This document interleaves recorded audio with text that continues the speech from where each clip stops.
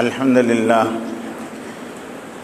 لله نحمده ونستعينه ونستغفره ونؤمن به ونتوكل عليه ونعوذ بالله من شرور أنفسنا ومن سيئات أعمالنا من يهد الله فلا مضل له ومن يضلله فلا هادي له وأشهد أن لا إله إلا الله وحده لا شريك له وأشهد أن سيدنا ومولانا محمدا عبده ورسوله الذي أرسله بالحق بشيرا ونذيرا وداعيا إلى الله بإذنه سراجا وقمرا منيرا أما بعد قال الله تعالى في كلامه المجيد أعوذ بالله من الشيطان الرجيم بسم الله الرحمن الرحيم وبعث في الأميين رسولا منهم يتلو عليهم آياته ويزكيهم ويعلمهم الكتاب والحكمة۔ میرے محترم دینی بھائیوں بزرگوں، اللہ رب العزت نے اس امت کی اصلاح اور تربیت کے لیے جو نظام دنیا میں چلائے ہیں حضور اکرم صلی اللہ علیہ وسلم کے ذریعے سے، اس میں ایک نظام ہے تصوف کا، اور اللہ رب العزت نے حضور اکرم صلی اللہ علیہ وسلم کو نبوت کی محنت کے ساتھ تصوف کی محنت بھی عطا فرمائی، اور حضور اکرم صلی اللہ علیہ وسلم کو تعلیم و تربیت کے جو جوہر تعلیم دیے گئے، اور حضور اکرم صلی اللہ علیہ وسلم کو نبوت کے ساتھ، آپ کی نبوت کو علم کے ساتھ جوڑا گیا، اور حضور اکرم صلی اللہ علیہ وسلم کو اللہ تعالیٰ نے علم الاولین و علم الآخرین عطا فرمایا۔ حضور اکرم صلی اللہ علیہ وسلم کو جو علم عطا فرمایا گیا وہ علم سارا کا سارا وحی الہی ہے، اور حضور اکرم صلی اللہ علیہ وسلم کو اللہ کی معرفت کے ساتھ ساتھ احکام شریعت اور تکوینی امور کی تعلیم بھی دی گئی، اس لیے حضور اکرم صلی اللہ علیہ وسلم کا علم جو ہے وہ علم تکوینی بھی ہے اور علم تشریعی بھی ہے، لیکن حضور اکرم صلی اللہ علیہ وسلم نے علم تکوینی کو، یعنی کائنات کی معلومات جو حضور اکرم صلی اللہ علیہ وسلم کے ذریعے سے انسانوں کو دی گئی ہے، وہ صرف اللہ کی معرفت کے لیے دی گئی ہے۔ جیسے آسمانوں اور زمینوں میں غور و تدبر کی دعوت جو دی گئی ہے، یا آسمانوں میں مختلف تبدیلیوں کے جو تذکرے قرآن مجید میں ہیں، یا زمینوں کے متعلق معلومات ہے، یا بادلوں سے بارش کا برسنا اور آسمانوں سے بارشوں کا آنا وغیرہ جتنی بھی چیزیں ہیں، یا صبح کا شام ہونا اور شام کا صبح ہونا، یہ سارے تکوینی علوم ہیں، اور ان میں جو تبدیلیاں ہوتی ہے، یا تخلیق انسان کی پیدائش کا مختلف مرحلوں سے گزرنا، یہ ساری کی ساری چیزیں جو اللہ نے تعلیم فرمائی ہے، یہ اللہ کی پہچان کے لیے کرائی گئی۔ تو تکوینی علم بھی خدا کی پہچان کے لیے ہے، اور تشریعی حکم جس کو شریعت کہتے ہیں وہ بھی اللہ کی پہچان اور معرفت کے لیے اللہ تعالیٰ نے عطا فرمایا ہے۔ اس میں اللہ نے احکام بتائے، نماز کا حکم دیا، زکوٰۃ کا حکم دیا، روزے کا حکم دیا، حج کا حکم دیا، قربانی کا حکم دیا، میراث کے احکام بتائے، اور معاملات اور دوسرے جو جتنی بھی چیزیں ہیں وہ ساری کی ساری تعلیم مسائل احکام اللہ تعالیٰ نے بتائیں، ان کو احکام تشریعی کہتے ہیں، شرعی احکام کہتے ہیں۔ تو وہ بھی سارے اللہ تک پہنچنے کے راستے ہیں، اس کو بتایا۔ اب اس کے ساتھ اللہ تعالیٰ نے کتاب نازل کی، اور اس کتاب کو اللہ تعالیٰ نے انسانوں کے لیے دستور حیات بنا دیا، اور اللہ نے اس کو کتاب ہدایت بنا دیا، اور اس سے استفادے کی شرط جو ہے وہ تقوی مقرر فرما دی کہ متقی لوگ، اللہ سے ڈرنے والے، متقی ایمان والا ہی ہو سکتا ہے، غیر ایمان والا متقی نہیں ہو سکتا۔ اللہ نے قرآن میں فرمایا الف لام میم ذالک الکتاب لا ریب فیہ ھدی للمتقین، کہ یہ کتاب متقیوں کی ہدایت کے لیے ہے، اور متقی وہ ہے جو اللہ کو پہچانتا ہو، اللہ کی جس کو معرفت حاصل ہو چکی ہو اس کو متقی کہتے ہیں، کہ وہ اللہ سے ڈرنے والا اور اللہ کا لحاظ کرنے والا، اللہ کی نافرمانی سے بچنے والا، اللہ کی فرمانبرداری کرنے والا، اس کو قرآن دستور حیات بھی ہے، اور اس کی زندگی کے اندھیرے دور کرنے کے لیے ایک روشن کتاب بھی ہے، ذالک الکتاب لا ریب فیہ۔ حضور اکرم صلی اللہ علیہ وسلم کو ایک تو اللہ نے تعلیم آیات کے لیے بھیجا، آپ پر قرآن مجید نازل کی۔ یہ تو حضور اکرم صلی اللہ علیہ وسلم کے بعثت کے مقصد کو اللہ نے قرآن مجید میں کئی جگہ ارشاد فرماتے ہوئے ارشاد فرمایا بعث فی الامیین رسولا منہم یتلو علیہم آیاتی، کہ حضور اکرم صلی اللہ علیہ وسلم قرآن سکھلاتے ہیں، یتلو آیاتی وہ یزکیہم۔ دوسرا ایک مقصد حضور اکرم صلی اللہ علیہ وسلم کا وہ تزکیہ نفس ہے، یعنی تصوف ہے۔ حضور اکرم صلی اللہ علیہ وسلم صفائی باطن اور صفائی قلب کا کام بھی کرتے ہیں، اس لیے کہ انسان کے معرفت کی اصل جگہ جو ہے وہ انسانی قلب ہے۔ جب تک انسانی دل کے اندر مختلف قسم کے امراض رہیں گے اور مختلف چیزیں بھری بھی رہے گی تو اس میں وہ چیز جو پیدا کرنا چاہتا ہے اللہ تعالیٰ اور اللہ کے نبی صلی اللہ علیہ وسلم، وہ صفائی قلب کے بغیر ممکن نہیں ہوگا۔ جس طرح حکمہ کا طریقہ علاج یہ ہے کہ وہ پہلے معدے کی صفائی کرتے ہیں اور پھر اس کے بعد جب مسل دے دیتے ہیں یعنی اسہال کی دوائیں دیتے ہیں، اور جب معدہ صاف ہو جاتا ہے تو پھر دوا دیتے ہیں۔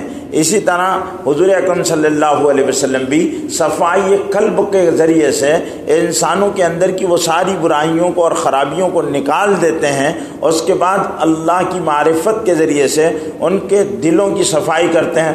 تو اس کو تصوف کا یزکیہم، زکا یزکی کے معنی ہوتے ہیں پاک کرنا، صاف کرنا، یزکیہم کہ ان کا تزکیہ کیا جاتا ہے، ان کو دھویا جاتا ہے، دل کو پاک کیا جاتا ہے۔ اب وہ مختلف بیماریاں جو انسانوں کے درمیان میں جب صحیح علم نہیں ہوتا، صحیح معرفت نہیں ہوتی، صحیح تعلیم نہیں ہوتی، صحیح تربیت کے مواقع نہیں ہوتے، صحیح معاشرہ نہیں ہوتا، صحیح نشست و برخاست نہیں ہوتی، اور انسان غلط لوگوں کے درمیان میں رہ کر غلط فکروں سے متاثر ہو کر غلط نظریات میں زندگی گزار کر اس کا قلب جو ہے وہ اللہ کی معرفت سے خالی ہو جاتا ہے۔ جب اللہ کی پہچان باقی نہیں رہتی تو دل مختلف قسم کے امراض اور برائیوں کی جڑ کا مرکز بن جاتا ہے۔ یہ سب سے پہلے شرک کی آمیزش کو قبول کرتا ہے، اور پھر جب شرک اس کے اندر آتا ہے تو شرک آدمی کو اللہ سے دور کر دیتا ہے۔ جب اللہ سے بندہ دور ہو جاتا ہے تو اس کے نتیجے میں کیا ہوتا ہے، وہ بڑے بڑے جرم کرنے لگتا ہے، اللہ کی نافرمانیاں کرنے لگتا ہے۔ قتل اس کے لیے آسان، فساد اس کے لیے آسان، اور رشوت اور سود اور زنا اور بدکاریاں اور اللہ کی نافرمانی، یہ ساری کی ساری چیزیں اس کے لیے آسان ہو جاتی ہے۔ اور پھر امراض بھی کئی قسموں کے ہوتے ہیں۔ ظاہر بات ہے کہ ایک قسم کی بیماری نہیں ہوتی ہے، امراض قلب الگ ہے، امراض جسم الگ ہے، امراض روحانی الگ ہے، تو یہ مختلف امراض اس کے اندر پیدا ہوتے ہیں۔ تو اللہ کے نبی صلی اللہ علیہ وسلم کے ذریعے سے وہ بیماریاں دور کی گئی۔ اب غیبت ایک بیماری ہے، چغلی ایک بیماری ہے، جھوٹ ایک بیماری ہے، حرص ایک بیماری ہے، ہوس ایک بیماری ہے، یہ بڑی خطرناک قسم کی بیماریاں ہیں۔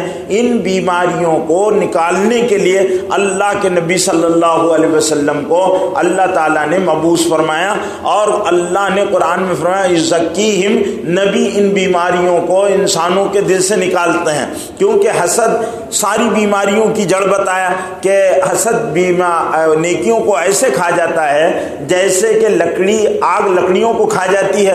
تو حسد کا مرض بہت خطرناک مرض ہے۔ تو اللہ کے رسول صلی اللہ علیہ وسلم نے انسانوں کے درمیان سے حسد کو نکالنے کے لیے تزکیے کا راستہ اختیار کیا، اور حسد کی شناعت اور حسد کیا ہے اس کی برائیاں بیان کی، اور حاسد کو اس کے حسد کے نقصانات بتائے کہ حسد بہت بری بیماری ہے۔ حضور اکرم صلی اللہ علیہ وسلم ارشاد فرماتے ہیں کہ حسد جو ہے وہ بہت بڑا مرض ہے اور اس سے بچنا چاہیے، اس لیے کہ نیکیوں کو ایسے کھا جاتا ہے جیسے حسد لکڑیاں کھا جاتی ہے، آگ کھا جاتی ہے لکڑیوں کو۔ تو حسد سے بچو، حسد بری بیماری ہے۔ ایمان تو آ گیا آدمی کے لیے، لیکن ایمان والا حسد میں مبتلا تھا۔ حسد ہی تھا جو حضرت یوسف علیہ السلام کے بھائیوں کے دل میں پیدا ہوا، اور اس حسد نے حضرت یوسف علیہ السلام کو کنویں میں ڈلوا دیا، اور یہ حسد ہی تو تھا جو حضور اکرم صلی اللہ علیہ وسلم کے خلاف پوری دنیا کا کفر اور پوری دنیا کا باطل کھڑا ہو گیا۔ یہودی حسد کی وجہ سے حضور کے مخالف ہو گئے، اور نصرانی حضور سے حسد کی وجہ سے مخالف ہو گئے، اور مکے کے چودھری حسد کی وجہ سے حضور اکرم صلی صلی اللہ علیہ وسلم کے مخالف ہو گئے. اور حسد ہی ایک ایسا خطرناک مرض ہے کہ شیطان کے دل میں پیدا ہوا. معلم الملکوت کے عہدے پر فائز تھا. جب اللہ تعالیٰ نے آدم علیہ السلام کو تخلیق کی اور سجدہ کرایا تو شیطان نے حسد کی بنیاد پر تو سجدے سے انکار کر دیا تھا کہ وہ شرف اور وہ عزت اور وہ مقام اور وہ شرف جو اللہ رب العزت نے ساری مخلوقات میں سے چن کر رکھا تھا وہ شرف اللہ تعالیٰ نے انسان کو دے دیا. تو بس اس دن سے آدم علیہ السلام کو مخالف ہو گیا اور اس حسد کی بنیاد پر جنت کی ساری نعمتوں سے محروم کر دیا گیا اور اتنے بڑے عہدے سے نکال کر گرا کر تنازل اختیار کیا گیا اور شیطان کو زمین پر بھیج دیا گیا. یہ حسد بہت خطرناک چیز ہے, ایک مرض ہے اور بڑا خطرناک مرض ہے. یہ حسد جب پیدا ہوتا ہے تو یہ دھیرے دھیرے دھیرے اپنی جڑیں مضبوط کرتا ہے اور حاسد آدمی دوسرے کی ترقی کو دیکھ کر اس کو ناگوار گزرتا ہے. حسد کس کو کہتے ہیں؟ تو حسد کی تعریف علماء نے یہ لکھی ہے کہ حسد نام ہے کہ کسی کے پاس کوئی اللہ کی نعمت کو دیکھ کر اس نعمت کے ختم ہو جانے کی دل میں تمنا پیدا ہونا. آدمی اس کے پاس یہ کاہے کو آ گیا, اس کے پاس یہ کاہے کو آ گیا, یہ چیز اس کو کیوں مل گئی, اور اس کو یہ لوگ یہ اس طرح یہ علم والوں سے حسد ہوتا ہے, مال والوں سے حسد ہوتا ہے, خوبصورت لوگوں سے حسد ہوتا ہے اور بہت ساری مختلف چیزیں ہوتی ہے ان سے انسانوں کو حسد ہو جاتا ہے. اور وہ حسد کی بنیاد پر کیا کرتا ہے آدمی کہ دھیرے دھیرے اندر کے اندر خود کڑتا ہے. حالانکہ حاسد کو وہ چیز حاصل نہیں ہوتی لیکن بس وہ حسد کی بنیاد پر اس کو کھا جاتا ہے. حضور اکرم صلی اللہ علیہ وسلم کا ارشاد ہے کہ جادو سے زیادہ خطرناک چیز جو ہے وہ نظر ہے, اس لیے کہ نظر جو ہے وہ حسد کی وجہ سے ہوتی ہے اور وہ انسانوں کو زیادہ کھا جاتی ہے. جادو سے زیادہ خطرناک ہے نظر, یہ انسانوں کو کھا جاتی ہے. اب حاسد آدمی بری نظر سے دیکھتا. ایک صحابی کا واقعہ ایک روایت میں آیا کہ وہ بیٹھے تھے, بدن کھلا تھا, تو ایک صحابی نے ان کو کہہ دیا کہ تمہارا بدن تو کنواری لڑکیوں سے بھی زیادہ خوبصورت ہے. بس ان کو تیز بخار ہو گیا. حضور اکرم صلی اللہ علیہ وسلم کو اطلاع دی گئی تو حضور اکرم صلی اللہ علیہ وسلم نے کہا تمہارے بدن کو کسی نے دیکھا تھا؟ کہاں فلانے نے دیکھا تھا. انہوں نے کیا کہا تھا؟ تو انہوں نے کہا کہ انہوں نے یہ بات کہی تھی. حضور اکرم صلی اللہ علیہ وسلم نے کہا کہ آدمی کی آنکھ جو ہے وہ جب لگتی ہے, نظر لگتی ہے تو وہ ہلاکت تک پہنچا دیتی ہے. اور آدمی آنکھ کے ذریعے سے اللہ کے رسول نے فرمایا کہ بہت سارے لوگ بیماری سے کے مقابلے میں آنکھ سے بھی ہلاک ہوتے ہیں, نظر لگ جاتی ہے. تو یہ حسد کی وجہ سے ہوتا ہے. آدمی کسی کو دیکھتا ہے اور اس کے بعد اس کو بڑی خراب نگاہوں سے دیکھتا ہے اور اس کے دل میں وہ چیز جو اس کو ملی ہے اس کو نہیں ملی, اس وجہ سے وہ کڑتا ہے اور اس کے حاصل کرنے کی اپنے دل میں اس کی بھرپور خواہش پیدا ہو جاتی ہے. اس لیے حسد سے منع کیا گیا اور قرآن مجید میں اللہ رب العزت نے سورہ حجرات میں حسد سے سختی کے ساتھ منع کیا کہ لا تحاسدوا, اے لوگوں آپس میں ایک دوسرے سے حسد مت کیا کرو, اس لیے کہ بڑے گناہوں میں سے گناہ ہے حسد کرنا. دوسرا گناہ جو بغض رکھنا, کسی کے بارے میں دل میں کینہ رکھنا اور اس کو بس بلا وجہ کینہ بھی جو ہے جیسے حسد بغیر سبب کے پیدا ہوتا ہے اور حاسد کو حسد کا کوئی فائدہ نہیں ہوتا, وہ اپنی جان کو خراب کرتا ہے لیکن بعد مرتبہ اس کی نظر سے لوگوں کو نقصان پہنچ جاتا ہے. بے شمار بیماریاں جو ہے حسد کی بنیاد پر لوگوں کو بری نظر کی بنیاد پر لگ جاتی ہے اور حاسد اپنا نقصان کرتا ہے تو اور اس کو نقصان پہنچانے کے در پہ رہتا ہے. حسد آنکھوں کو اندھا کر دیتا ہے, جیسے حضرت یوسف علیہ السلام کے بھائیوں کو اندھا کر دیا, ابلیس کو ملعونیت کے مقام پر پہنچا دیا اور مکے کے چودھریوں کو اور بڑے بڑے روحبان و احبار کو حضور اکرم صلی اللہ علیہ وسلم کی مخالفت میں حسد ہی نے تو اندھا کر دیا تھا اور ان کی آنکھیں. تو حسد بہت بری چیز ہے. اور دوسری بات بغض ہے. بغض کو بھی کوئی وجہ نہیں ہوتی ہے. آدمی کسی سے کینہ دل میں رکھتا ہے اور کینے کا سبب کچھ نہیں ہوتا. کینہ بھی ایسی دل میں دبے پاؤں آ جاتا ہے, میرے فلانا کوئی یعنی آدمی کسی کو پسند کرتا ہے, اس کے مقابلے میں دوسرے آدمی کی مقبولیت بڑھ جاتی ہے. اب اس کے دل میں کینہ پیدا ہو رہا ہے, یہ مقبول کیوں ہو رہا ہے, یہ عزیز کیوں ہو رہا ہے, لوگ اس کا احترام کیوں کر رہے ہیں, یا کسی کے پاس کوئی چیز مال اس کے پاس کیوں آ رہا ہے. تو اب وہ دھیرے دھیرے وہ کینہ جو ہے اس کینے نے اس کے سینے کو خراب کر دیا ہے اور وہ کینہ جو ہے اپنی جگہ پھیر رہا ہے، تو وہ نقصان پہنچانے کے لیے آدمی اب یہ اس کو کس طرح نقصان پہنچا، تو ایک دل کی بیماریوں میں سے ایک خطرناک بیماری ہے۔ اللہ کے رسول صلی اللہ علیہ وسلم ارشاد فرمایا لا تحاسدوا ولا تباغضوا، اور اے لوگوں آپس میں بغض بھی مت رکھا کرو۔ قرآن میں بھی یہ بات کہی گئی، اللہ کے رسول نے بھی اس کو منع فرمایا کہ یہ بغض جو ہے بڑی خراب چیز ہے، اس سے بچتے رہنا چاہیے، بغض سے بچتے رہو۔ ہمارے دل میں کسی کے بارے میں کوئی خرابی پیدا نہ ہو، ہم کسی کے بارے میں کینہ نہ رکھیں، کیونکہ کینہ ایک ایسی بیماری ہے جو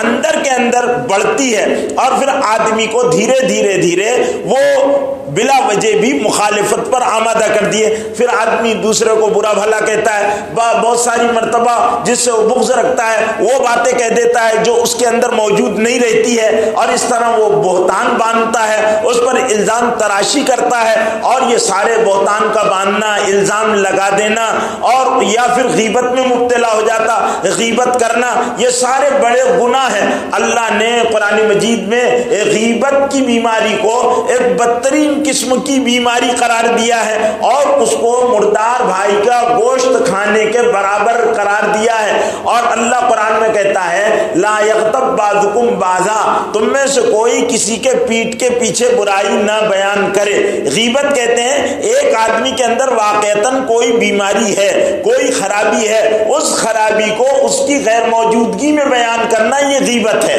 برائی واقعتاً ہے اور اس واقعتاً خرابی کو اس کے پیٹھ کے پیچھے بیان کرنا، یہ غیبت ہے۔ اور اللہ قرآن میں کہتا ہے کہ غیبت بہت بڑی، دیکھو حسد بڑی بیماری، بغض بڑی بیماری، غیبت بڑی بیماری، اللہ نے اور رسول اللہ نے اس کو مہلک امراض میں شمار کیا ہے۔ تو لا یغتب بعضکم بعضا، تم میں سے کوئی کسی کے پیٹھ کے پیچھے اس کی برائی کو بیان نہ کرے، اس لیے کہ پیٹھ کے پیچھے برائی بیان کرنا یہ اصلاح نہیں ہے، بلکہ آدمی کیا کہتا ہے میں تو ان کے سامنے ہی ان کے منہ پر کہہ سکتا ہوں۔ میرے بھائیوں جب ان کے منہ پر آپ کہہ سکتے ہیں تو ان کے پیچھے کیوں کہہ رہے ہیں؟ اس لیے کہ آپ پیچھے کہہ رہے ہیں، مطلب یہ ہے کہ آپ کے دل میں کینہ ہے اور آپ کو کوئی بات تو اس آدمی کی خراب لگی ہوئی ہے جس کی وجہ سے آپ اس کے پیچھے یہ برائی کو بیان کر رہے ہیں۔ لا یغتب بعضکم بعضا ایحب احدکم ان یاکل لحم اخیہ میتا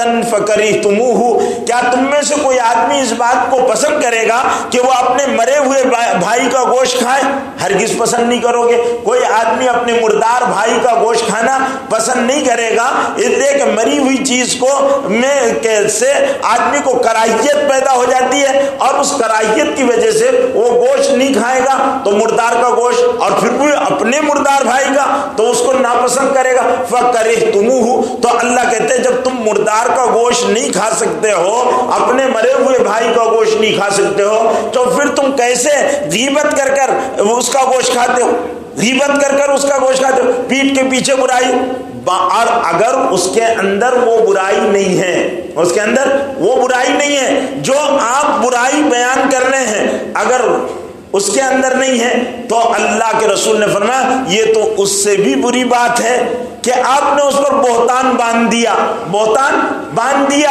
اور بہتان باندھنے والے کے لیے دنیا میں اللہ نے یہ قانون بنایا ہے کہ وہ مردود الشہادت ہے، اس کی شہادت گواہی قبول نہیں کی جائے گی۔ جو کسی مسلمان پر بہتان باندھے وہ اس کی گواہی قابل قبول نہیں، وہ معتبر نہیں، وہ مجروح ہو گیا، بہتان باندھنے والا مجروح ہو گیا، شریعت نے اس کو مجروح کر دیا ہے۔ تو نے کسی مسلمان پر بہتان باندھا، ایک غلطی یا ایک فعل یا ایک حرکت جو اس کے اندر موجود نہیں، آپ نے اس کے بارے میں، تو اللہ کے رسول فرماتے ہیں کہ اگر اس کے اندر موجود نہیں ہے بہتا تم نے اس پر بہتان باندھا۔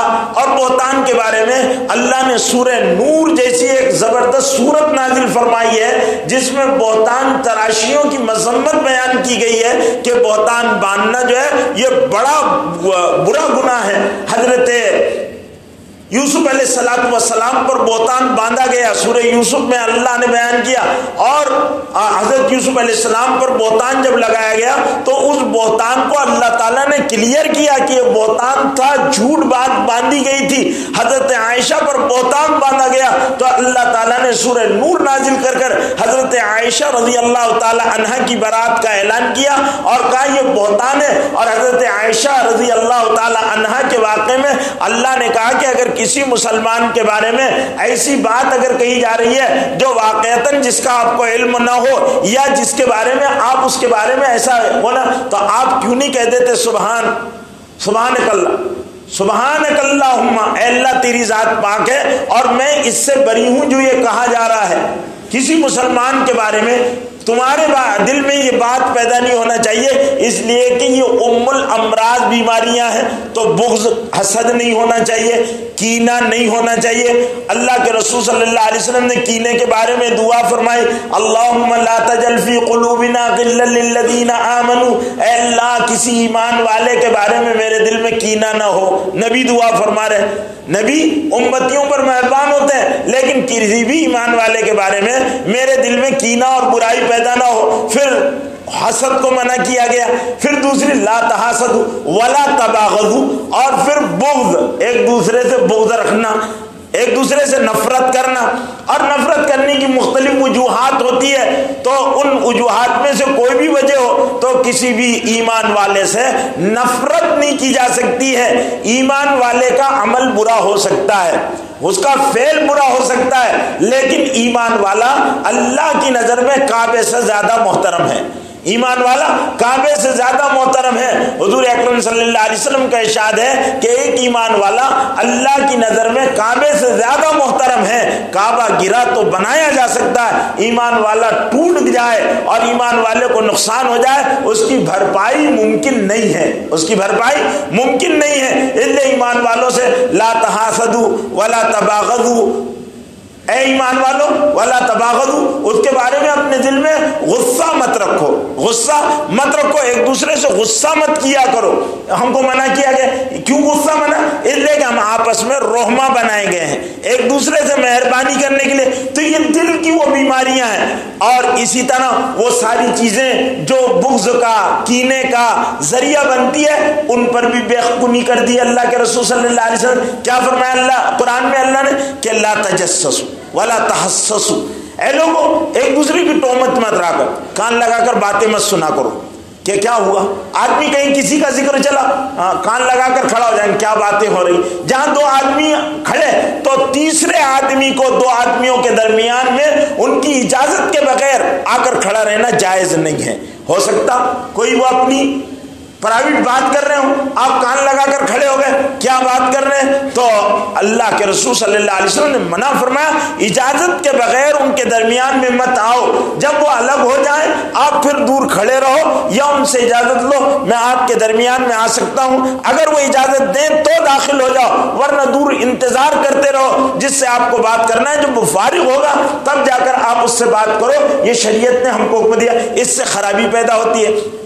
اسی طرح شریعت نے منع کیا، ایک لڑکی یا لڑکی کو نکاح دیا جائے تو دوسرے لوگ اس نکاح کے پیغام پر اپنا پیغام نہ بھیجیں، نکاح کے پیغام پر اپنا پیغام نہ بھیجیں، اس لیے کہ نکاح کے پیغام پر پیغام بھیجنا یہ دلوں میں بغض کو پیدا کرنے کا سبب بنتا ہے، اس لیے خرابی پیدا ہوگی، دلوں میں توڑ اور نفرت پیدا ہوگی۔ اس لیے اللہ کے رسول کہتے ہیں ایسا، ہاں جب ایک جگہ رشتہ بھیجا گیا وہاں سے جواب آ گیا کہ بھئی ہم کو یہ لڑکا یہ رشتہ منظور نہیں ہے، اور جب جواب ہو گیا پھر آپ اپنی بات کو اس کے یہاں پر داخل کرو تاکہ برائی پیدا نہ ہو، برائی پیدا نہ ہو، ممانعت کر دی۔ اسی طرح اللہ کے رسول صلی اللہ علیہ وسلم نے کاروباری لائن کے لوگوں کو بتایا کہ کسی کی بولی پر بولی مت بولو۔ ایک آدمی ایک سودا کر رہا ہے، آپ جا کر سودے پر سودا کر دو، بھاؤ کو خراب کر دو یا بھاؤ کو گرا دو، تو یہ چیزوں کو منع کیا کہ بولی پر بولی مت بولو، اس لیے کہ اس سے نفرت پیدا ہوگی۔ یہ چیزیں دل کی بیماریوں میں سے بڑی بیماریاں رکھتی ہے، اس لیے ان سے ممانعت کر دی۔ لا تباغضوا ولا تناجشوا، اور اے لوگوں کسی کی بولی پر بولی مت بولا کرو، اس لیے کہ جھگڑے کی بنیاد بنتی ہے بولی پر بولی بولنا۔ ایک آدمی بولی بول رہا ہے، سامان خریدنے کے لیے گیا کہ مجھے یہ یان 100 روپے میں چاہیے، اور آپ کہے نہیں مجھے 105 میں دے دیں، آپ نے 5 روپے کا بڑھا دیا۔ اب اس کا معاملہ جب ختم ہو جاتا تب آپ جاتے، اب آپ کے اندر بگاڑ پیدا ہوا، اور اس سے یہ خرابیوں کی وجہ سے کیا ہوگا کہ مسلمان معاشرہ جو ہے آپس میں لڑے گا۔ اس لیے اللہ کے رسول صلی اللہ علیہ وسلم نے ان باتوں کو منع فرما دیا اور فرمایا لا تحسسوا، قرآن کہتا ہے ایک دوسرے کو تجسس جاسوسی کرنا، یا تو خود یا اپنے آدمی کو جاؤ وہاں 2 لوگ بیٹھے ذرا کیا بات کر لے، تم کان لگا کر سن کر آؤ، یہ جاسوسی کرانا ہے، اس کو بھی منع کیا۔ اور خود کسی کے گھر کے پاس کان لگا کر کیا بات ہو رہی، کوئی مجلس لگا کر بیٹھا کیا بات ہو رہی، ولا تحسسوا، ٹوہمے مت پڑھو، ایک دوسرے کی جاسوسی مت کرو، یہ ساری کی ساری بری باتیں ہیں، ان سے بچو۔ پھر آگے قرآن کہتا ہے ولا تنابذوا بالالقاب، ایک دوسرے کو برے ناموں سے مت پکارا کرو، برے ناموں سے مت پکارو۔ برے نام کیا؟ اب جیسے کوئی پیروں سے معذور ہے، لنگڑا ہے، تو اس کو لنگڑا کہنا، اس کو لنگڑا کہنا، لنگڑا مت کہو۔ کوئی کانا ہے اس کو کانا کہنا، کوئی اندھا ہے اس کو اندھا کہنا، کوئی کسی میں کوئی اور خلقی عیب ہے تو اس عیب کے ساتھ اس کو کہنا ٹھینگا کہہ دینا، ٹھینگنا کہہ دینا۔ ایک مرتبہ حضرت عائشہ صدیقہ رضی اللہ تعالیٰ عنہ اور حضرت حفصہ دونوں حضور صلی اللہ علیہ وسلم کے پاس تھیں، اور کوئی آ گیا کسی ازواج مطہرات کے بارے میں، ان دونوں امہات المومنین نے ایک لفظ کہہ دیا کہ وہ تو ٹھنگنی ہے، تو اللہ کے رسول صلی اللہ علیہ وسلم نے کہا تم دونوں نے ایسا برا جملہ کہا ہے کہ اگر دریاؤں میں ڈالے تو دریاؤں کے پانی کو یہ جملہ گندا کر دے، تم نے بہت بری، ایک تو برائی بیان کی اور اب جا کر معافی مانگو، اللہ اس وقت تک معاف نہیں کریں گے جب تک کہ اس سے معافی نہیں مانگی جائے گی، اس لیے بڑا گناہ ہے۔ اللہ کے فرشتے لکھ لیتے ہیں کہ اس نے اس کو یہ کہا، اس کو یہ کہا گیا۔ ہاں البتہ کوئی آدمی سماج میں اور معاشرے میں اپنی وہی پہچان کے ذریعے سے جانا جاتا ہو، اسی نام سے پہچانا جاتا ہو، اس کے بغیر پہچانا نہ جاتا ہو تو وہ الگ بات ہے، اور وہ آدمی اس پہچان کو برا بھی نہ مانتا ہو، اگر وہ برا مانتا ہو تو پھر نہیں کہا جائے گا، وہ پھر اس کو برا نہیں۔ اگر ایک آدمی اس نام سے بلائے جانے کو برا مانتا ہو تو پھر اس کا بولنا جائز نہیں ہوگا، لیکن ایک آدمی اگر اس نام سے پہچانا جاتا اور اس کو برا نہ لگتا ہو تو اس کو جیسے اگر کہا جاتا ہو کہ فلانا کا نام جیسے کسی کا مشہور ہو گیا ٹوپی، اب اس کو ٹوپی کہا جاتا ہو اور وہ ٹوپی سے پہچانا جاتا ہو تو آپ نے اس کا نام عبداللہ ٹوپی کہہ دیا اور وہ اس کو برا نہ لگتا ہو تو پھر تو جائز ہوگا، لیکن اگر اس کو عبداللہ ٹوپی کہنے سے اس کو تکلیف ہوتی ہو تو اس نام سے پکارا جانا یہ ناجائز اور حرام ہے اور گناہ ہے، اور اگر آپ نے یہ جملہ کہا تو اللہ کے پاس اس بندے سے معافی مانگنا پڑے گی، کیونکہ معاملات اللہ تعالیٰ نے اپنے ذمے نہیں رکھے، یہ بندوں سے متعلق کر دیے کہ بندوں سے جا کر معافی مانگا کرو جن کو حسد ہو گیا، بغض ہو گیا، غیبت ہوگی۔ ایک اور چیز جس کو ام الامراض میں شمار کیا گیا وہ چغلی ہے۔ چغلی بہت برا گناہ ہے، جس طرح غیبت برا ہے، پیٹھ پیچھے برائی بیان کرنا، ایسی چغلی ہے۔ چغلی کیا ہوتا ہے؟ کسی کی بات سننا اور دوسرے کو جا کر بتا دینا تو برائی پیدا ہوگی، اس لیے اللہ کے رسول نے ارشاد فرمایا لا يدخل الجنت قطات، اور دوسری جگہ فرمایا لا يدخل الجنت نمام، کہ جنت میں چغل خور داخل نہیں ہوگا۔ لا يدخل الجنت قطات لا يدخل الجنت نمام، کہ چغل خور جنت میں داخل نہیں ہوگا۔ چغلی کھانا، ایک کی بات فکر سے جا کر دوسرے تک پہنچا دینا کہ بھئی تمہارے بارے میں فلانا ایسا کہہ رہا تھا، ٹھیک ہے بول دیا تھا آپ کے پاس اس نے، آپ اس کو ہضم کر لیتے ہیں، لیکن آپ اہتمام کے ساتھ اس تک پہنچا رہے ہیں تو کیا ہوگا کہ اس کے دل میں اس آدمی کے بارے میں خرابی پیدا ہو جائے گی۔ بعض مرتبہ آدمی کیسی ذہنی دباؤ کی وجہ سے کسی کو برا بول دیتا ہے تو اب اس نے آپ کے سامنے اپنی دل کی بھڑاس بلانے کے لیے بول دیا۔ آپ کے لیے قرآن کا اصول کیا ہے کہ اصلحوا بین اخویکم، اے لوگوں اگر مسلمانوں میں آپس میں کوئی برائی ہو اور بگاڑ ہو جائے تو ان کو آپس میں درست کرو۔ درست کرنے کے لیے کہ آپ اس کو اچھے طریقے سے سمجھا دو، نہیں بھائی ایسا نہیں ایسا ہے، ہو سکتا ہے آپ کے سمجھنے میں غلطی ہو، تاکہ مسلمان انسان کا دل مسلمان کے دل کے بارے میں صاف ہو جائے. تو یہ وہ برائیاں ہیں. ایک برائی جو جھوٹ ہے, غیبت کے علاوہ جھوٹ بڑی بری بیماری ہے. اور جھوٹ عام طور پر ایسا نہیں کہ آدمی قصدن بولتا ہے, بغیر ارادے کے بھی جھوٹ بولتا ہے. اور ہم دن میں کئی مرتبہ جھوٹ بولتے رہتے ہیں. 2 منٹ میں آیا, 5 منٹ میں آیا, بولتے یا نہیں بولتے؟ 2 منٹ میں آئے. 2 منٹ کا مطلب گھڑی کے 2 منٹ ہوتے ہیں. اگر آپ نے 2 سے 3 منٹ کر دیا تو آپ 1 منٹ جھوٹ بولنے کے اللہ کے یہاں مجرم بنے. اور جس کو آپ نے کہا کہ میں آ رہا ہوں, اس کو انتظار کی زحمت دی تو ایذاء کے مجرم بنے. 2 فرد جرم عائد کی جاتی ہے. ہم کو معلوم ہی نہیں کہ ہم پر 2 فرد جرم, اور وہ بھی چھوٹی جرم نہیں, بڑے جرم ہم پر عائد کر دیے گئے. ایک جھوٹ کا, ایک دوسرے کو تکلیف پہنچانے کا. تو کسی سے کہا 15 دن کے بعد میں آپ کے پیسے پہنچا دوں گا. اب 15 دن کے بعد نہیں پہنچایا تو وعدہ خلافی کا جرم, اور وہ بیچارے کا پیسہ آپ نے لیا, اب اس کو جو تکلیف ہوئی اس کا جرم. تو کئی دفعات لگتی ہیں ایک گناہ کے ساتھ. تو حضور اکرم صلی اللہ علیہ وسلم نے صحابہ کرام کی ایک جو محنت حضور نے تو تعلیم دی.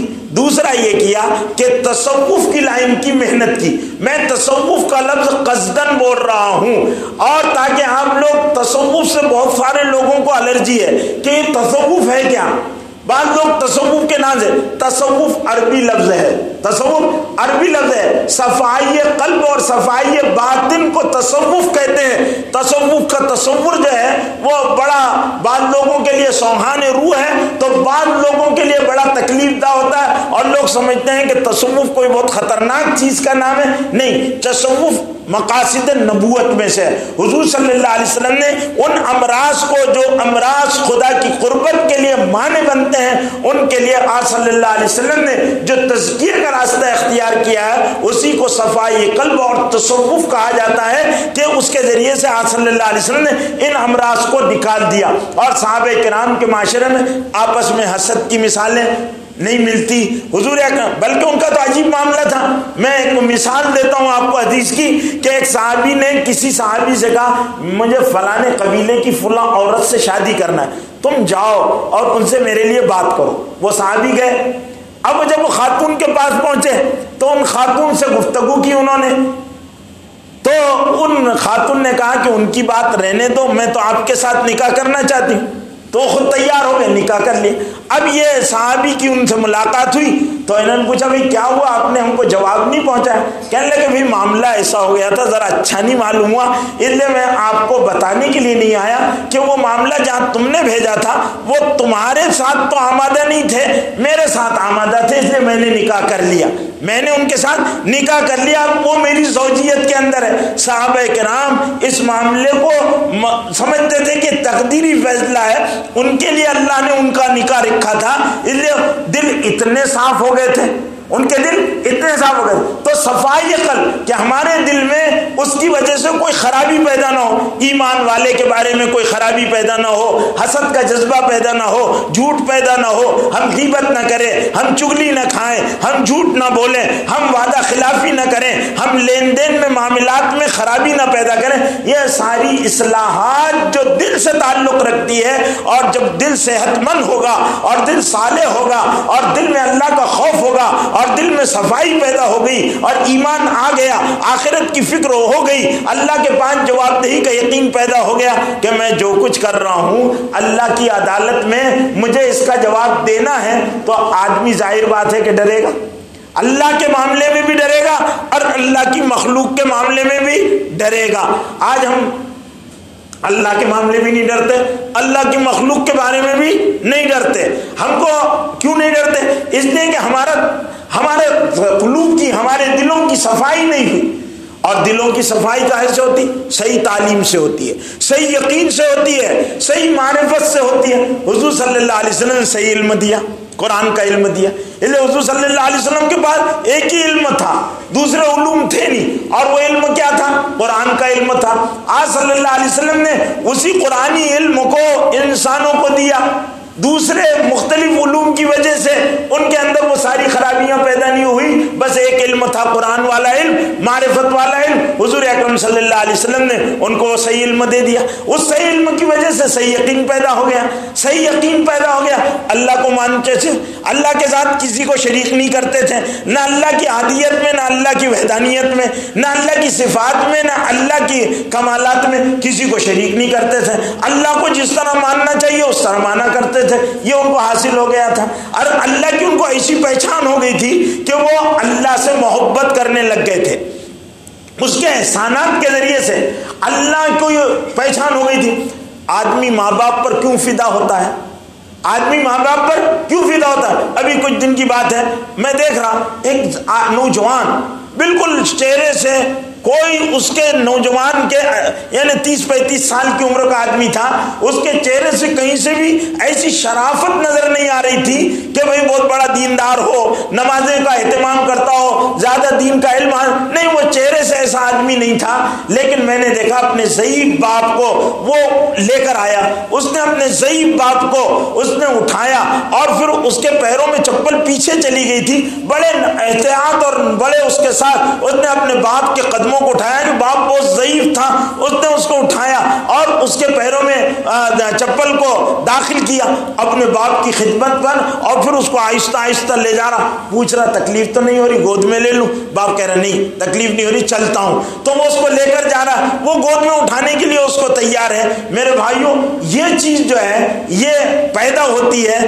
بعض بندوں میں قدرتی طور پر پیدا ہو جاتی، اور یہ چیزیں اللہ کے رسول صلی اللہ علیہ وسلم نے انسانوں کے اندر، صحابہ کرام کے اندر پیدا کر دی تھی، ان کے اندر کوئی برائی نہیں تھی، ان کے اندر کوئی ایسی خرابی نہیں تھی جس خرابی کی بنیاد پر صحابہ کرام رضوان اللہ تعالی علیہم کو نکیر کی جا سکتی ہو، نہیں، صحابہ کرام حسد سے پاک تھے، غیبت ان کے معاشرے میں نہیں تھا، جھوٹ ان کے معاشرے میں نہیں تھا، خدمت وہ لوگوں کی کیا کرتے تھے، عبادت و عبودیت ان کے اندر تھا، اللہ کو پہچان لیا تھا۔ تو جب اللہ کی پہچان ان کو جو ہوئی تھی وہ کائے کی وجہ سے ہوئی تھی؟ اللہ کے ذکر کو سن، اللہ کے تذکروں کو سن کر، اللہ کو خوب سنا کرتے تھے۔ قرآن مجید میں سب سے زیادہ اللہ کی خوبیوں، ان کے ناموں، ان کی صفتوں، ان کی قدرتوں اور ان کی کاریگریوں کا تذکرہ ہے قرآن مجید میں، تاکہ اللہ کو پہچانے بندہ کہ میرا رب اتنا عظیم ہے۔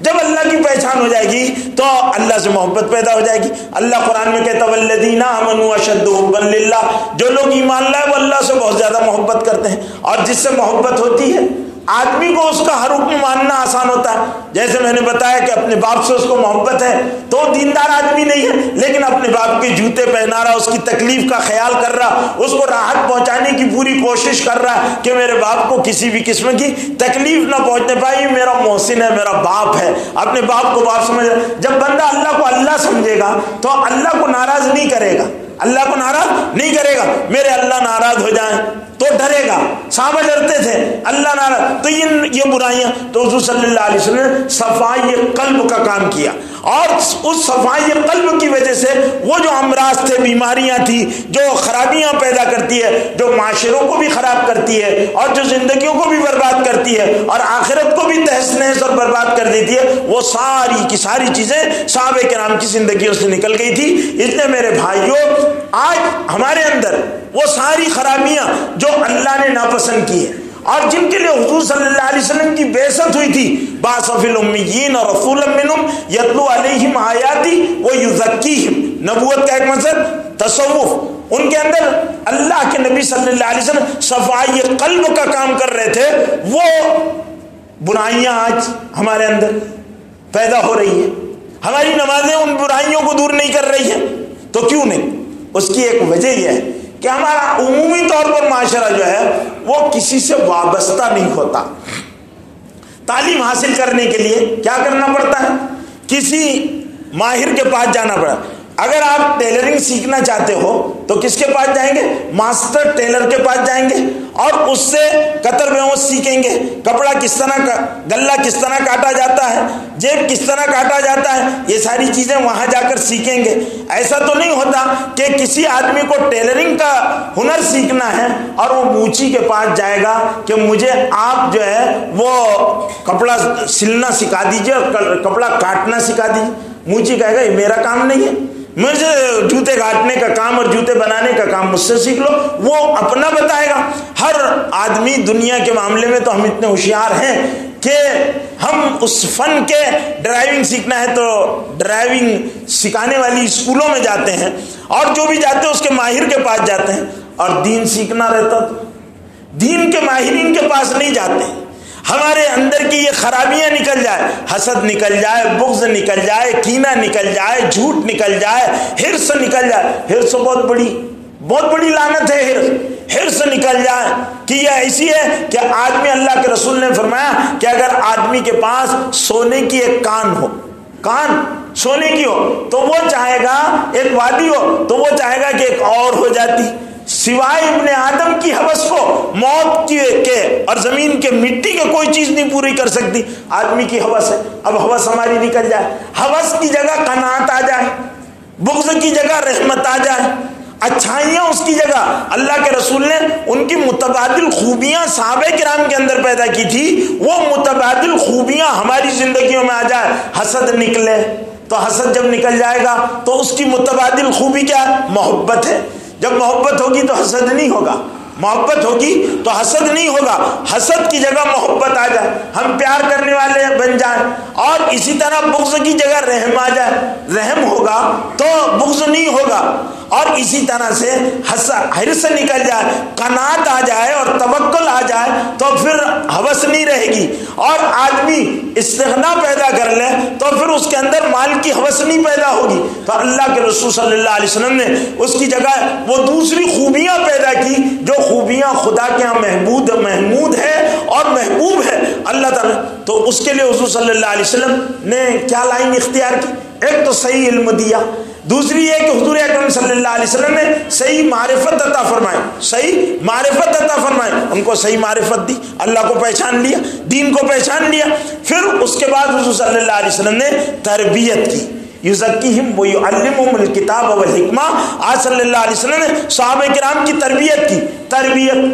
تربیت کرنے سے ہوتی ہے، جیسے علم پڑھنے سے آتا ہے اور علم کے لیے کتاب اور استاد کی ضرورت پڑتی ہے، تربیت کے لیے بھی کسی مربی کی ضرورت ہوتی ہے۔ مربی استاد بھی ہو سکتا ہے، مربی والدین بھی ہو سکتے ہیں، مربی کوئی بڑا عالم بھی ہو سکتا ہے، جس کے حوالے اپنے آپ کو کرنا پڑے گا کہ ہمارے اندر یہ برائیاں پیدا ہوئی ہے، ہم کو ان برائیوں کو نکالنا ہے، یہ برائیاں نکالنا پڑے گی۔ جیسے بیماریوں کے علاج کے لیے آپ کیا کرتے ہیں کہ جو مرض ہوتا ہے اس کے ماہر کے پاس جاتے ہیں اور اس کے ماہر سے علاج کراتے ہیں، اسی طرح ان بیماریوں کے علاج کے لیے اور ان کی جگہ جو خوبیاں ہیں وہ آ جائیں، اس کے لیے ہم کو کیا کرنا پڑے گا؟ ان ماہرین کے پاس جانا پڑے گا۔ اسی کا نام تصوف ہے۔ وہاں جا کر کسی بزرگ کے حوالے اپنے آپ کو، کسی دیندار اللہ والے کے حوالے اپنے آپ کو کرنا پڑے گا۔ وہ اللہ والا اپنی تربیت میں رکھ کر قرآن و حدیث کی ترتیب کے مطابق نبوی نہج پر انسانوں کو بنانے کی فکر کرتا ہے، اور انسانوں کے اندر کے اس بگاڑ کو دور کرنے کے لیے وہ کچھ معمولات بتاتا ہے۔ وہ معمولات مقصود نہیں ہوتے بلکہ وہ علاج ہوا کرتے ہیں۔ جیسے دوا مقصود نہیں ہوتا کہ زندگی بھر آدمی دوا کھائے، بلکہ وہ دوا کچھ دن کے لیے علاجن استعمال کی جاتی ہے، پھر دوا بند کر دی جاتی ہے۔ پرہیز ہمیشہ کے لیے نہیں ہوتا، جب تک مرض ہوتا ہے پرہیز کرایا جاتا ہے، تو وہ تو حکیم اور ڈاکٹر طے کرتے ہیں کہ ان چیزوں سے آپ کو بیگن سے پرہیز کرنا ہے، کیونکہ بیگن اگر آپ کھائیں گے تو کھجلی بڑھ جائے گی، تو اس لیے بیگن کا پرہیز کرائے گا۔ وہ بعض مرتبہ مزاجوں کو دیکھ کر اس کی تربیت کرے گا۔ تو ہماری تربیت اور ہمارے تزکیے کے لیے رسول اللہ صلی اللہ علیہ وسلم کو ایک محنت تصوف کی لائن کی دی گئی تھی حضور صلی اللہ علیہ وسلم، اور آج صلی اللہ علیہ وسلم تزکیہ و تصوف کا کام جس کو احسان بھی کہتے ہیں، آج صلی اللہ علیہ وسلم نے ایسا فرمایا کہ صحابہ کرام کی زندگیاں جو ہے وہ اللہ والی بن گئی، اللہ والی بن گئی۔ آج ہمارے یہاں کیا ہوا کہ ہمارا بزرگوں سے، اہل اللہ سے تعلق نہیں رہا، اہل اللہ کے پاس آنا جانا نہیں۔ پہلے اللہ والوں کے پاس لوگ جایا کرتے تھے. ہندوستان کے بڑے بڑے حکمراں سلطان التمش جو ہے حضرت بختیار کاکی رحمۃ اللہ علیہ کی جوتیوں کو سیدھی کرنا اپنی سعادت سمجھا کرتے تھے. ہارون رشید جیسا عظیم الشان اور زبردست حکمراں جو اسلامی سلطنت کا بہت بڑا حکمراں تھا، اللہ والوں کو راتوں کی تنہائیوں میں تلاشتا تھا اور ان کے پاس بیٹھتا تھا کہ میرے اندر سے دنیا کی محبت کم ہو جائے، ہر ہرس کم ہو جائے، ہوا کم ہو جائے، یہ خرابیاں کم ہو جائے. اس کی جگہ یہ ہے حضرت عمر ابن عبدالعزیز رحمۃ اللہ علیہ کے واقعات پڑھیے، حضرت سلطان عبد الحمید رحمۃ اللہ علیہ کے واقعات پڑھیے، اور اسی طرح سے نور الدین زنگی اور صلاح الدین ایوبی کے حالات پڑھیے. میں بزرگوں کے نہیں، میں دنیا دار لوگوں کے نام اس لیے بول رہا ہوں کہ ان دنیا دار بڑے بڑے بادشاہوں نے اپنے اصلاح کے لیے بزرگوں کا دامن تھاما اور بزرگوں کی خدمت میں حاضر ہوئے، ان کی جوتیاں سیدھی کی، ان کی جوتیوں کے ان کے قدموں میں بیٹھ کر اپنی آخرت کی فکر کی. اور ہندوستان کا اتنا عظیم الشان سلطان التمش جو تھا، وہ اتنا بڑا بادشاہ، اتنا عظیم حکمراں کہ اس کے اندر وہ کوالٹی پیدا ہوئی تھی جو آج بڑے بڑے دینداروں کے اندر نظر نہیں آتی. کہ جب حضرت سلطان الہند حضرت بختیار کاکی رحمۃ اللہ علیہ کا انتقال ہوا تو انہوں نے وصیت لکھی تھی. بس یہ اتنا واقعہ سن لو، کئی مرتبہ ویسے سنا چکا ہوں کہ حضرت سلطان بختیار کاکی رحمۃ اللہ علیہ کا انتقال ہوا، انہوں نے وصیت لکھی. وصیت کیا تھی میرے بھائیوں؟ ایسی وصیت تھی کہ ہم اگر سنیں گے تو ہم دہل جائیں گے. ان کی شرط تھی میری نماز جنازہ وہ پڑھائے جس نے بالغ ہونے سے لے کر آج تک کبھی اس کی تکبیر اولا یعنی امام کے ساتھ جب امام اللہ اکبر کہتا ہو تو اس نے امام کے ساتھ اپنی نمازوں میں اللہ اکبر کہا ہو، تکبیر اولا. اب اس مجمع میں سے ہر آدمی اپنے دل پر ہاتھ رکھے. تکبیر اولا کا اہتمام بلوغ سے لے کر آج تک پانچوں نمازیں تکبیر اولا کے ساتھ ہوئی ہو اور امام کی پہلی تکبیر کے ساتھ اس کی تکبیر نہ چھوٹی ہو. دوسری شرط کیا ہے کہ جس نے کبھی تہجد کی نماز نہ چھوڑی ہو، بالغ ہونے سے لے کر آج تک اس کی تہجد کی نماز نہ گئی ہو. تیسری شرط یہ تھی کہ عصر کی سنتیں، ہم تو عصر کی سنتیں پڑھتے نہیں. کیوں نہیں پڑھتے؟ سنتیں غیر موقعہ ہے، وہ پڑھنے کی ضرورت ہی نہیں. بھئی سنت پڑھ لو، سنتیں غیر موقعہ ہے تو اللہ بھی پوچھنے والا نہیں، اس لیے ہم لوگ اس میں پھاندہ مار دیتے ہیں. تو سنتیں عصر کی نہ چھوڑی ہو.